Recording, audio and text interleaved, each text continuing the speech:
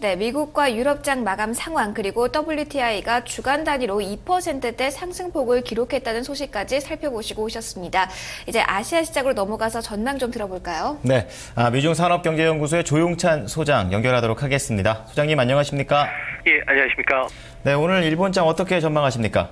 네, 오늘은 좀 상승 흐름을 계속 이어가지 않을까 보여집니다. 외환시장에서 엔화가 1달러에 82.8엔까지 하락을 했고요. 기업들의 실적 호전 소식이 주가를 좀 끌어올릴 것으로 보여집니다. 악재가 출현할 때마다 매수 기회를 놓친 개인들뿐만 아니라 외국인들이 ETF 매수 쪽으로 유입이 되고 있는데요. 이 때문에 눌림목 시세 때마다 적극적으로 매수에 나오는 그런 모습을 보여주고 있습니다. 기술적으로도 시세 대전환의 시세가 신호들이 나오고 있는데요. 니케이 평균 주가가 12개월 선이 상승 중인 24개월 선을 아래에서 위로 관통하는 골든 크로스가 9년 만에 처음으로 나타났습니다. 주가 상승폭이 상대적으로 적었던 게임 관련주인 데나라든지 캐펀, 스퀘어 NX와 같은 종목들 쪽으로 이번 주에는 좀 매수가 좀 유입되지 않을까 보여지고요. 오늘은 히다치 제작소, 다케다 제약, 미쓰비시 부동산과 같은 121개 기업이 실적을 발표합니다. 네, 이슈로 좀 넘어가 보도록 하겠습니다. 지금 일본 기업들의 실적 발표가 중반으로 치닫고 있는데요. 기업마다 좀 실적에 명암이 엇갈리고 있습니다. 짚어주시죠. 네, 엔저 순풍으로 인해서 자동차 판매 회사인 다이하츠 공업 그리고 트럭 회사인 히노 자동차를 비롯해서 전기 회사인 리코나 캐논 같은 경우도 사상 최대의 이익을 기록하고 있는데요. 이외에도 도시바 같은 경우에는 반도체 부분의 이익이 크게 증가했다고 합니다. 특히 일본 담배 같이 엔화 하락으로 해외 매출이 크게 늘어나는 기업들을 중심으로 해서 실적 전망을 상향 조정하는 기업들이 많이 나타나고 있는데요. 하지만 엔저 하락 효과보다도 유럽이라든지 중국의 수요 위축으로 큰 폭의 실적이 악화되는 기업들도 있습니다. 혼다 같은 경우도 대표적이고요.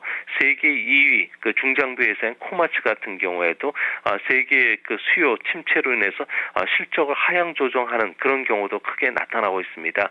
특히 중국산 애플 아이폰들이 싸게 유입이 되면서 일본의 스마트폰 제조회사들도 실적이 크게 악화되고 있는 그런 모습을 보여주고 있는데요. 아무래도 노무라증권 같은 경우에도 도쿄 일부 상장기업 475개를 조사를 해봤더니 내년도 경상이익은 미국 회계 기준으로 해서 엔 하락으로 인해서 한 30% 정도 증가해질 것으로 보고 있다고 합니다. 하지만 모든 기업이 실적이 좋아지는 게 아니라 40%만 좋아지고 있고요. 60%는 기업 실적이 하향 조정이 될 수가 있기 때문에 일본 증시에서도 명암도 엇갈릴 수 있고요. 우리나라 기업들도 상대적으로 또 선방하는 기업들도 좀 나타나지 않을까 보여집니다. 네, 전반적으로 오늘 일본 증시 상승을 전망해 주셨는데요. 춘절 앞두고 있는 중국 증시는 오늘 어떻게 보십니까? 네, 오늘도 상승 흐름을 이어가지 않을까 보여집니다. 과거 17년간을 보면은 춘절 전에 주가가 상승할 확률은 88%에 달할 정도로 상당히 높습니다. 아무래도 명절을 앞두고서 지난 한 달간 51조 원의 대규모 자금을 시중에 풀면서 유동성장이 펼쳐지고 있기 때문인데요. 여기에다가 수급 안정책도 투자 심리를 좀 자극시킬 것으로 보여집니다. 홍콩이나 마카오 그리고 대만 개인 투자가들에 대해서는 증시 본토 증시 투자 한도를 확대시켰고요. 내부자 거래 단속뿐만 아니라 보험회사의 주식 투자도 확대시켜주는 등 여러 가지 정책안들이 지금 나오고 있기 때문입니다. 아무래도 부동산 가격 상승으로 인해서 철강이라든지 시멘트, 화학공업 같은 기체 소재를 비롯해서 환경이나 신에너지 관련주 쪽으로 매수가 유입될 것으로 보여집니다.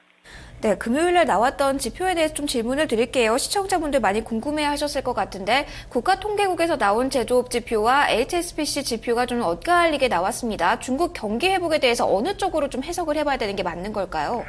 네, 두 개의 지표가 다르게 나타나는 것은 국가통계국의 방식과 그다음에 HSBC 방식의 샘플링 방법이 다르기 때문입니다. 국회 통계국의 그 PMI가 하락한 것은 이번 1월 1일자로 조사 샘플 수가 지금까지 820개에서 3,000개로 확대됐기 때문에 이에 따른 영향으로 좀 보여지는데요.